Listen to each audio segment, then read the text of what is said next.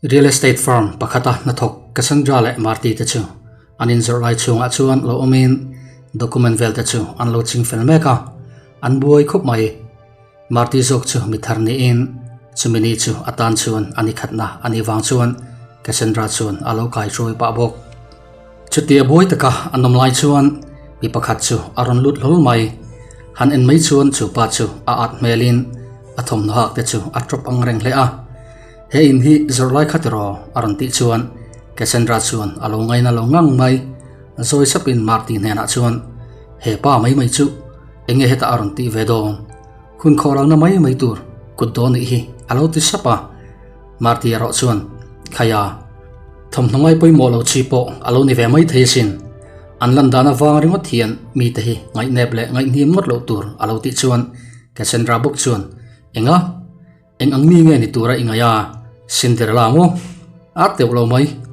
ai tur tak niel po alei thei don em ni lo ti le in ngai sak chu atung lo na samai Marty ngai dan ro ani veta tlat lo ngai sak po lo lova mani boy boya lo boy mek chu balam se hoin isedike zorlai ngai chu ani alom alo ti vara ma se Cassandra chu lo in rol vatin zorlai ni lo zor po ni te rengila inhena chuan kan thal lawang pheikok tak niel po bun lo khatiang hne nuwa i local chunga ro alo ti de roka Marty po chu a phuzok lo in rol le vatin enga ma ngai su helama hin local ro sar lo ti vatin chu pa chu a roi rang ta daya ai thlachun mel view le ngal Cassandra ero chu Marty la ka po chuan a thin rim hle mai voin la la hian inna hi iban san le ngal ngeyang ti a phun bal bal chung chuan Marty chu amel rum na sa le Marty po chuan chu pa chu roi zelin in chung te chu ayan kual pui zela chu pa la chu a chazia vel chu amakin ano pan chiat mel riu le ngal zona eng engemaw chu Marty chu zotin do thei takin Marty chuan alo chang zela room pakhata an lu chuan Marty chuan hadam takin omla iduang thalin han ente le ti in aduang thal om tur chuan hun thol le tha chu ape a chu pa chu alom hle Marty mulo lama chuan Marty chu anin anui ta sak mai le enge om zia le alandan chu ani na dik tak ang lo riau mai chu pa chuan thil thup ani ti na ani mai long mo le lama chuan Cassandra po chu alo la lung oilo na samai kha ku dorim chele tu khan ka hun min khoral sakani tia phun bal balin atum bar bara chuti lai tak chuan akung khar chu anon kik takar karmai tlangwa pakhat briefcase khai nal taka in chei chuan lu aron dil ani te Cassandra in amu chuan hlim takin a thofata sibai tur chuan apan phaitarua ruak mai Gustavo kani tia tlangwalin alo chibai chuan Cassandra po chuan Cassandra kani kamu chu kalom hle mai inalin isut hak te chu amana to mel hle mai alo tinghal zunga Gustavo la chuan kalome sut man tlom hi kataksa hin amil tat lo ti vein chu Cassandra lom zong tak chu ani helai munom chu in me ngotang le kanin kung hal mei don em ni te in Cassandra chuan alo bethana samai a hausak mel tlatani adut le kan kalmain thil pakhat kan lo soi fi lok ka video pakhata khan sut kati kha pakhat khan a thiam chi lo ni in ka ria anui kha zat mel riu maya ma se adik hi riatur kot sut om ngai lo sut ti mai hi atokani Gustavo po chuan a thalom ti in a hoi sang wa Cassandra chu azui ngal hemite pani hi an alo khop mai Cassandra ngai san tur le biak chit ngam mi lo na tura omdan Gustavo chuan a chiang viawa chuti lain Cassandra po chuan chumi ho sapa chu alo thlona chuatir mai chu atum haulo room song ate chuan kalpuin Gustavo shia du tur omang chi nia arin sang te chu a thil pa zela Gustavo po chuan a kha tokin zona azot zeu Cassandra chuan phur tak chuan a chang zel a maloka customer local nen kha chuan alo biak dan chu adang khop mai tulmi lawa Gustavo in Tesla thok ani thu a sei nu phei chuan Cassandra chuan chu pa chu sum hlom lian pui mu in a muto ani ber chuti an ti tim mo lai chuan Marty te po chu chang chetakin anon lang vele ta lol mai in khul telem te po an angma ma ome Gustavo chuan ngoring chuan alo ena engemo tak angai tu emmun hile ti mai tur chuan angoi tarun run mai Cassandra in engama ngai du su alo ti zau chuan Gustavo chuan enga tinge alo tile thoi Cassandra bok chuan pakhat kha kan hnuai mi ani kha mi to po hian an du in hi an lei thei mai tura angaya ani la mi mol pakhat la ani na shelo aboi pui pe nga talom ti in Gustavo chu arsil fia Gustavo ero chuan thildanga chang talo chuan ani le application form te ada khat to em atita daya da khat na lo inghulo mi khating mi in engtin nge he in hi alei zo te lulang I thona company ming Tesla ti takngil po ajiak thiam do nem ni tiro khang thilval khachu inti buai tir lovela room dang equal jok te ang Cassandra in ati chuan Gustavo po chuan a thalom ti in room dang pantur chuan anin zui chuak le ta Marty te po chu lo lang vele in room tin mai chu akal pui pa chuan mu nomati in nomati em zelmaya avan nom mel em avan nuam em ati zel ta ka chuan Marty chuan ani enge ingai dan le helai muna han chen chu idu donem a han ti ta a chu pa chuan hun nuam tak chu ani lom ma se ithianu khan min ngai na lo hle chu ani kha leizo lo tura min ngai wang ani nge yang ti chuan alo chang da ya Marty chu lo nui sakin inga mangai chu kati kha aman hi dollar mak ta duai khat le nuai li lai chu ani a aman nen chuan phu itm ati le chuan chu pa chuan to ati mel na samai Marty vek chuan amun na zirte po hi ani vezela Silicon Valley California te chu mun thani ti nangpon ichiat vek kho o alo ti le chuan chu pa chuan ati kani hante in an ngoi deuh hleka thutak mel deuh zok chuan helai hmuna ka chen thei hi iring tak takem aleina tur paisa kanai iringa mo ti in azor ta dai te reng mai in dei nge yang idule du lova chau ai nga karing Martian alo ti chuan chu pa mel chu adang lam ta ama zong ai chuan athima amun chu kadu khop mai ativeta a chuta Marty chuan application form chu la chuakin ani chuan hi kan fill up angai don nia tin chu pa chu apeta ani na taka chuan Marty chuan an inzor chu pa chuan alei thei kherin aring bik lova chuti rolin customer ani na anga thatak le rirudam taka lodon son nge chu adik na chanvo ani ti a hriat sakawangin thatakin alo dong song mai ani Cassandra le Gustavo te indona po chu akal tuan melvio mai varanda lama chuan lo ti in paperwork chinfel dan turvel te chu anlo seidu meka chuin chu Gustavo chuan alei ngei don nia a hriat awang chuan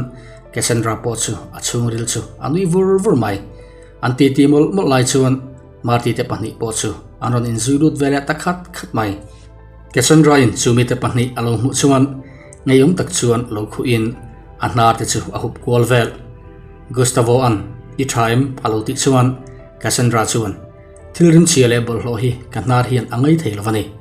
hemising rim chelutuk mu rang hi kaning ta khop mai ati ta hloi hloya Marty thian pala chuan nuam lo ti in amale ama te chu aloin nima ain thlashun mel khop mai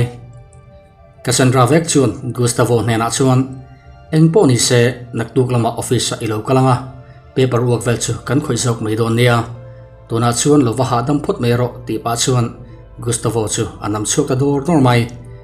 Gustavo chu kaltir wata asiat lo nuwa chu pa chu han throi deuh hlek chu adu nge ni don ni Gustavo chu nu chuan arin ang ngein Cassandra chuan chu pa chu a an khum ta hrep mai le chuang haro ati ngal tur chu pa chu asil ahai melin angai na asiat lo mel kher mai Cassandra vek chuan helai huna chang hian chuak turin katito che anilom ni helai huna hian ti ve tur engma inei lo hein hi idam chungin ilei phadon boklo nangni ang local vena hun tur hi anilo bok tuna hin chung haro ati le mek lai chuan Marty chuan Cassandra du tok ro alo tiram ve ta mak mai chupa mela za na le thinim na mel amu chuan Marty chuan shom timi suo enga mangai su engpo ni se phone number kanin peton to a application form kapeto bok chia kanin bezel do nia tuna chuan lo va chokri phot mai ro ati tangot maya chupa po chuan se thiamin Marty ichunga kalom hle mai ti in a chuak ve ta hal chuti lai chun Cassandra bok chuan chuk to ta che alo ti le sham mana tuna zut chuan Marty ngai dan chu apel ve chiang ta thindim tak chuan Cassandra chu hau atuma Cassandra ngoi ro itilu tuk to ati man chok ti chuan Cassandra chu aron tong leta zai mai pui che katum mai ani kan hloba ka hlep tlema zong kan nei theinan nga kan la ve thin khating mi re theilu tuk in po khot lai tir kha engei tan hlok no om aron tileta Marty chu athin rim ani me chema han thin rima han hau chiam chu dikin a hasilo chu tiang ani lo mi hring ve bok ani engmi po ni se za na lan tir hi aphu ve a sei zum mai theilo eng po ni se manager bi ila athazokin karing heng thil hi ama in chingfel te se atita zoka Cassandra la chuan alo hlau lo na samai bete alo ti san mai si man mo takin manager room lama chuan an kala manager in Marty alo mu chuan alo lom thim khermai ini ma sabar chu enge a ana ina chu anuam donem alo ti hluta Marty po chuan anuam don khup mai har satna po ka nei lo client pakhat kanaya aming to Jackson ania kanin zor po kha tha tin alung oi mel khup mai kan thal mai theni ati chuan Cassandra chu asira alo ni kwal vel manager in Cassandra lo nui mu chuan nge ni Cassandra khatinga ilo nui vel tin azop thoya Cassandra chuan engdil ve Marty sel chu ken tirang che eng angin nge ingai le tin afona Jackson athlak chu amu tirta manager chuan Cassandra kan company policy masebar kha isia anelom ni tute ma hi entran lo tur ang khat veka entur ti ani kha ati lai chuan Marty chuan chefu alo in ti ve khop mai alo nui varvara ma se manager vek chuan Marty chu nang point isia izo mani mo ati chun zama Marty chuan nie manager mishing hi anlan dan ngot hi anni adik tak ani kherlo ve thin alo ti ve chuan manager chuan adik chi ti in alo tuin hi a ma se Cassandra lam chu hoin an pani chuan azatak chuan an nei dun to war mai le hepa hian engma a hre thiam lo ti in an nui ta vaka adik Marty chuan engma a hre thiam lo enga in soyom zia chu ati he ho a manager chuan ente Marty ilano panga ila fing velo ani a om tho ila thokre lova game ani game reido I thove huna chuan biak that lo tur chu iseve mayang ati chuan Marty ngai dan chu ani haulo ani le tu ma thlir san lo tur ti policy company in kan nei kha enge om zia ti in lung oilo tak chuan azota manager vek chuan o Marty dan chu dan ania kan zom vek kher hleinem kan zom lo ti hedan siam tu hian a siat kher po atulo lo ti olsam etin Cassandra chuan thluakhi manangai ve thina lom Marty boite lo fing ve deuh to la inu mani mai lo ti chun zamin an nui dun le ta war mai Cassandra chuan a customer thalak chu manager chu mu ve thungin a ho sak mel boka an phur dun ngang mai ma se an nui re ngem ti chu kan the thui don ani hetiang hi kan ram Mizoram ngeya po athling fo mai minister emo department head chatak tak ten dan zum tur an duan hian ama aya a ha thlak emo a hau tak deuh ani chuan aru ka zom du mi lo hi atam zok ani tlak thin an pu te shit lovin an kal ngain an kal lui tlata engkim an pu ten anon hrevek to silo an mul phovin department head te hi atur tu an ni le thin chutiangin kan minister te kan chir thea kan soi se lui lai hian minister te hnen thling lova bureaucrats kan ti mai sarkar hatok lian te hnena file top minister ten an chiat pui vek lem lo hi atam ve khop mai bok helai hi ngai tu na azaunan kalo zeplok minister te an dik lova kan dem lui lai hian an ni ai ma in an department chana ho tu lok le na tak thok tu ta hi an dik lo zok fe ve theitlat ani kan chung zom leang Marty chuan rilru shom tak chuan office chu a chhuwa san ta daya a thopuiten Jackson a chungchang an soidan vel awang chuan Jackson chu a khongai bok pona thlen chuan a phone chu la chuakin Jackson chu a khol ta top mai le Marty chuan tlang takin ka hril don chia Jackson ilo hre thiam shram mai don nia in chungchang kha ania offer thazok kan dong tlat mai sia ka pui thei dong lo chia lo hre thiam la irilru ti shom lovin hemi in hi chu arem lowa ngai meng hiang tin dam theyang ber chuan a hril ta top mai Jackson chuan ole ka ri thiame kalau kalaya lo omve I thopui ne na in bia kha emni tin alo zo deal chut le Marty vek chuan oni in rem na an lo siam to sia engma ti thei ka nei lo ani ati le chuan Jackson chuan engkim min hriat tlang awangin ichunga kalome ati zo chuan du sakna te anin hlan to na phone chu anda ta engti kong zong ma in Jackson chuan in chu achang don chung lo nia angai awang chuan Marty chuan arirunat puya in chu beise lo mai turin a hril top mai ani chumizan chuan Marty chu ai ngai tu na sakhop mai mishing te hi pathian in du taka asiam vek kan ne in husita indiriam tur hi kan umem ne engmi po ni ila kan chom kan trai an ni lo chuan za pa lo taka tongkhom turin dikna eng ma kan nei bik lo mel that la mel chiat thuwa te han le ngau thuwa te san le niam te hi kan du thlan ani lo pathian min siam dan ani ti te chu ngai to zelin chumizan chuan amuhil mai thei tlat lo atu kho chu alo varta office chuan Gustavo chuan in leina tur paper chu assign mola Marty po chu veringin anh ngai tu neu manager le Cassandra ero chuan nuaman ti khop mai Gustavo chuan a in leina chu za sam nga lai chu a pesado le ngal chu tiang chu ama in anatung ngai lo ti fu anin ti in an lim dun khop mai chu ti mek lai chuan kong khar chu ronin hongrokin Jackson chu man mo tak chuan aron petek lut ta nok mai le Marty chuan alo dong song vata Cassandra book chu alo chengei omle engei ron ti don engkim kan ti fel don mek en ta che alo tia manager po chuan alo ngai nat lo mel ngang mai bok Jackson chuan min lo hre thiam lok ro offer tam zo ron siam ka du aron tia manager chuan eng moi soi helai huna hian na kan thoka fiam thu thona hun kan nei lo alo ti khum mai si Jackson vek chuan aman in cheer zat item ka peng chu awati ta sak mai Marty chuan mak alo ti eng thil ngai soi Jackson iti tak takem ni ti in alo phur ngang mai Jackson vek chuan ti tak take dollar makta duai khatle nuai li tiro in cheer kha makta duai khatle nuai nga ka pe anga lona lei lovin tu na aman ka petla halang ati vele ta mak mai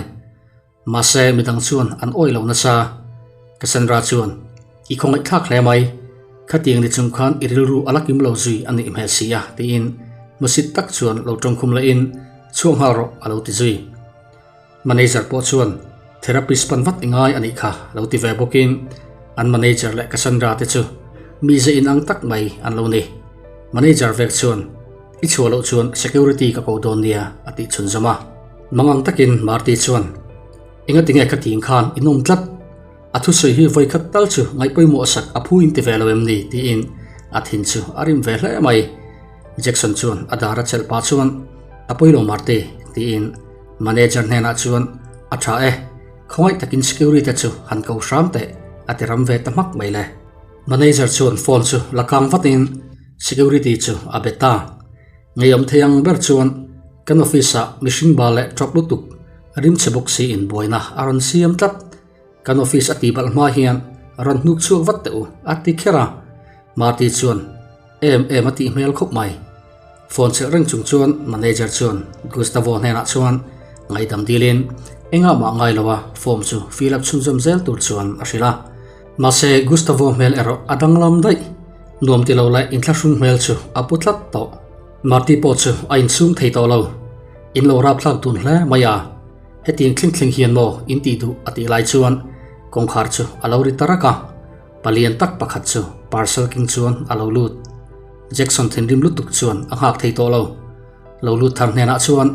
Jonathan arang theyang barin heng mai chepani ta hi ka office tang hian the chung haro ati ta phiar mai Jonathan po chu tuai tak chuan chengalen manager ma laptop chu akhup maka lak mai chu atum lai chuan manager chuan nang po hi Jonathan ichiang lo veta emni alo tivin tuar ma se Jackson chuan nang ni pani so kha ani mi a chu lo ti in Gustavo tuna chuan kanin then fai ahunta ani lom ni ati chun zama limhel po chunga lo nui sang chuan Gustavo chuan nie boss thumin pela alo ti vara nula pani te chuan boss ti in an rak dun chot mai mak anti ni Marty ero alo hlim lu tuk tlat a oi lo hial zo Jackson chu hanin siam thamol molin ke hi Real Estate Pharma CEO hi kani nangni pani hi kan hathok in ni bok Gustavo hi in thaching du em ani hi ka manager zinga Karin Berpol ani he thil ti tur hian Los Angeles branch a omlai ka ko chawani ti in Jonathan ale midang tenena rom manna an siam zong zong chu a soi chuak ta he branch mi soi ka refo customer te chunga aru ka inche dan hian ka beng athling ta ani hi keima angein ron fi ka du bok heming chiat na zong zonga abul tum tu chu nangni pani nge hi in lo ni he company ka din dona ka policy ma saber chu tu te ma nol sur lo tur ti hi ani a an lan dan ngot awangin tu chunga ma ngai dan siam han lot lo tur ti hi ka ngai poi mo bok Cassandra le Nadine inom dan hian min tilung oi lo khop mai chuti ro la ro chuan mi pakhat hian min tilom thungani ti in thilom zia chu a sei chuak ta vek Marty dara chuan akut chu han natin nimin maya na ron zom thar inina in promotion imma don khop mai a chan chu hemi te hi kaban don wangin amun ol hi io chia thei atile ta mak mai Marty ham hai alare lo chutiang kalo bai se ho lawasin tia atong ba deuh nak lai chuan Jackson chuan Gustavo thil pakhat min ti saklok ta che a han ti zawa Gustavo chuan alo hre thiam na samai nui var chunga alo ding chuakin Cassandra ta hena chuan banin ni atita a Cassandra le Nadine te chu abara khai khop mai chuti rum ban an ni chu anin ring chi bik lo anti suala chuan ngai dam dilin anin cheer view maya ma se in siam that na hun chu a om to lo hun tha an nei lain kong dik zo an tum lova atopa chuan ngai dam thei ani talo ani Jackson chuan Marty hena chuan Marty kan company in nang ang na thok kan nei hi kan va nei tak zat ani thei top chua zela irin omna le ithat na te kha engma in ne ti ngai song che